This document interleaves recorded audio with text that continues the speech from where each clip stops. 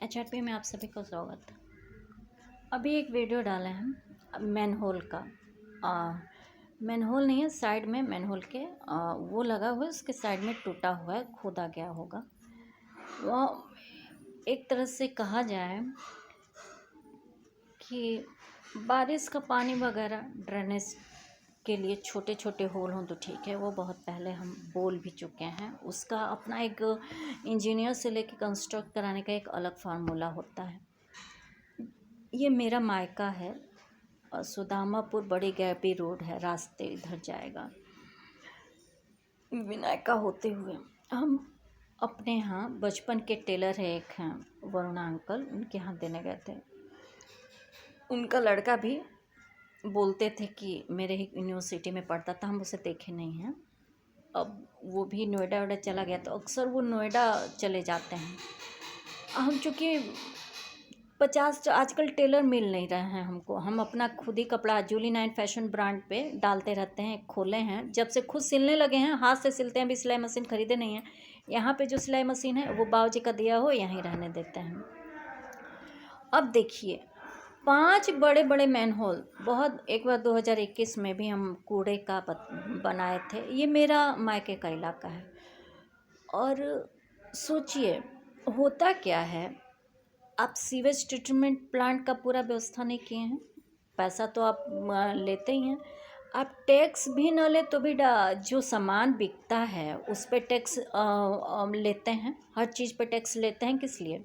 ये infrastructure construction के लिए ही।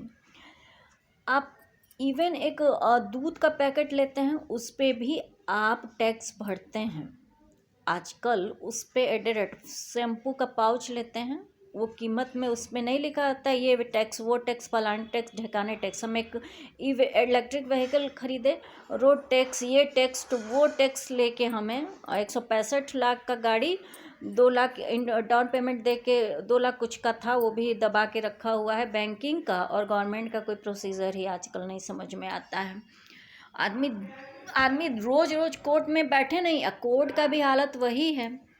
तो हम देखें कि उसमें अगर कोई बच्चा जाए, गिर के मर जाए, किसका नुकसान? किसी का नुकसान नहीं होगा। मोहल्ले में जो गरीब हैं उन गरीबी का फ़ायदा, गरीब खुद को गरीब नहीं समझता है। वो सोचता है गवर्नमेंट इधर दे रहा है हमको, ये घूस दे रहा है, वो घूस दे रहे हैं, गरीबी के नाम के उन्हें प्रॉफिट हो रहा है।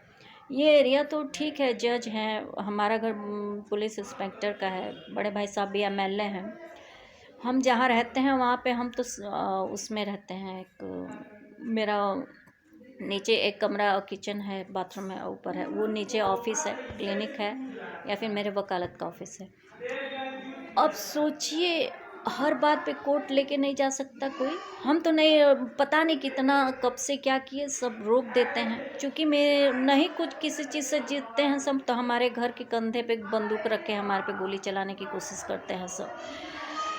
तो उसमें अगर कोई गिर गया, मुआवजा दे देंगे सब, वो बनेगा नहीं, ताकि दोबारा ऐसे हादसे हों। उसके बाद क्या होगा, उस पर मीडिया वाले TRP बनाएंगे सब। अभी नोएडा का हाल हुआ, ऐसे सीवेज में बोरवेल में कितने बच्चे गए, और गिरना ही गिरना है। अगर कोई अंधेरे में निकले तो कोई ना कोई हादसा होना ही होना है। और हम बहुत टाइम से कह रहे हैं कि वो खुला हुआ है, गंदा है, बच्चों इधर रहते हैं, उनके हेल्थ की प्रॉब्लम्स हो जाएगी। कोई देखनहार नहीं है। इधर के MLA जो भी इलेक्ट हुए हैं, उसको कम से कम 7 महीने की सज़ा होनी चाहिए। अभी 700 रुपये का हम कपड़ा सिलने के लिए दे के आए हैं, और उसको देख के मूड ख़राब हुआ है, मेरी तबीयत ख़राब है, मेरा BP ख़राब हुआ है। इसलिए उस आदमी को पकड़ के कम से कम 7 महीने का जेल देना चाहिए। जब वो इन्हीं सब चीज़ों के लिए इलेक्ट होता है, वो करता क्या है?